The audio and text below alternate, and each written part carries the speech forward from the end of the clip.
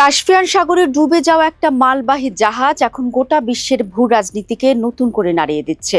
এতদিন America Iran যুদ্ধ চলছিল মধ্যপ্রাচ্যে, রাশিয়া ইউক্রেন যুদ্ধ চলছিল পূর্ব ইউরোপে। দুইটা যুদ্ধ, দুই মহাদেশ, সম্পূর্ণ আলাদা গল্প। কিন্তু এই হামলার পর মস্কো বলে দিল এই দুই যুদ্ধ এখন আর আলাদা নয়। গত ফেব্রুয়ারিতে আমেরিকা আর ইসরায়েল একসঙ্গে হামলা চালায় ইরানের সর্বোচ্চ নেতা সহ শীর্ষ কর্মকর্তাদের উপর। সেই থেকে আমেরিকা আর ইরান আছে টানা যুদ্ধাবস্থায়। মাঝে যুদ্ধবিরতির চেষ্টা হয়েছে, শান্তি চুক্তির গুঞ্জন উঠেছে, কিন্তু মাটিতে যুদ্ধ থামেনি। অন্যদিকে রাশিয়া ইউক্রেন যুদ্ধ চলছে বছরের পর বছর ধরে। ড্রোন হামলা, মিসাইল, প্রাণহানি এসব এখন প্রায় রোজকার খবর। দুইটা যুদ্ধ যেন নিজেদের কক্ষপথে ঘুরছিল, একে অপরকে স্পর্শ করছিল না। তারপর এলো সে একটা রাত, কাশ্মীর সাগরে চলছিল একটা ইরানি বাণিজ্যিক জাহাজ, হঠাৎ হামলা। ইরানের দাবি এক নাবিক নিহত, আরেকজন আহত। ইরান সরাসরি অভিযোগ তোলে ইউক্রেনের দিকে। কূটনৈতিক পর্যায়ে উত্তেজনা ছড়িয়ে পড়ে সঙ্গে সঙ্গে। তেহরান একে বলে শত্রুতাপূর্ণ কর্মকাণ্ড, ডেকে পাঠানো হয় ইউক্রেনের কূটনীতিককে। কিন্তু আসল ধাক্কাটা আসে রাশিয়ার প্রতিক্রিয়ায়। মস্কো স্পষ্ট ভাষায় জানিয়ে দেয়, ইরানি জাহাজে হামলা মানে শুধু ইরানের উপর হামলা নয়, এটা এমন একটা লাইন যা পার হলে পরিণত হবে ভয়াবহ। ইউক্রেনকে সরাসরি হুঁশিয়ারি দেওয়া হয়। একটা প্রশ্ন উঠে দাঁড়ায় এখানে, রাশিয়া কেন এত কড়া ভাষায় কথা বলছে ইরানের হয়ে? এই জাহাজ তো রাশিয়ার নয়, এই সাগরও রাশিয়ার একার নয়। উত্তরটা লুকিয়ে আছে গত কয়েক মাসের এক নীরব ইতিহাসে।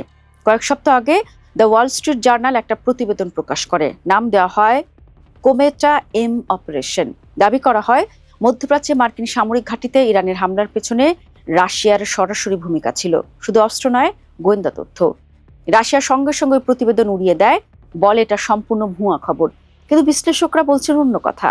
মস্কো তেহরানের সামরিক সম্পর্ক এখন এতটাই গভীর যে আলাদা করে দেখাই কঠিন। আর এই যুদ্ধ রাশিয়ার জন্য আসলে সুবিধারই, কারণ একটাই, যতক্ষণ বিশ্বের নজর মধ্যপ্রাচ্যে আটকে যায় ততক্ষণ ইউক্রেন যুদ্ধ থেকে দৃষ্টি সরে যায়। আমেরিকার সামরিক আর কূটনৈতিক শক্তি ভাগ হয়ে যায় দুই ফ্রন্টে। এই মাসে ফিলিপাইনে এক বৈঠক হয় মার্কিন পররাষ্ট্রমন্ত্রী মার্কো রুবিও আর রুশ পররাষ্ট্রমন্ত্রী সের্গেই ল্যাভরভের মধ্যে। অফিসিয়াল আলোচ্য সূচি ছিল ইউক্রেন যুদ্ধ, কিন্তু বৈঠকের আসল ছায়া জুড়ে ছিল ইরান প্রসঙ্গ। এখন কাস্পিয়ান সাগরের হামলা প্রমাণ করে দিল, এই দুই যুদ্ধ কাগজে কলমে আলাদা হলেও বাস্তবে একে অপরের সঙ্গে জড়িয়ে গেছে। একদিকে ইউক্রেন লড়ছে রাশিয়ার বিরুদ্ধে, অন্যদিকে ইরান লড়ছে আমেরিকার বিরুদ্ধে। কিন্তু মাঝখানে দাঁড়িয়ে আছে রাশিয়া ইরান জোট। আর এই জোটই এখন দু যুদ্ধকে এক সুতোয় বাঁধছে।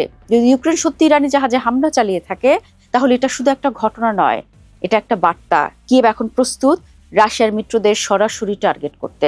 আর রাশিয়ার হুঁশিয়ারি বলছে অন্য কথা, মস্কোর জোট রক্ষায় পিছপা হবে না।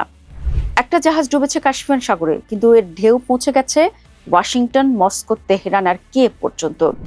দুইটা যুদ্ধ যেটা এতদিন আলাদা মনে হচ্ছিল, সেটা এখন একটাই বড় দাবার বোর্ডের দুই কোণ। আর এই বোর্ডে পরের চালটা কে দেবে, সেটাই এখন বড় প্রশ্ন।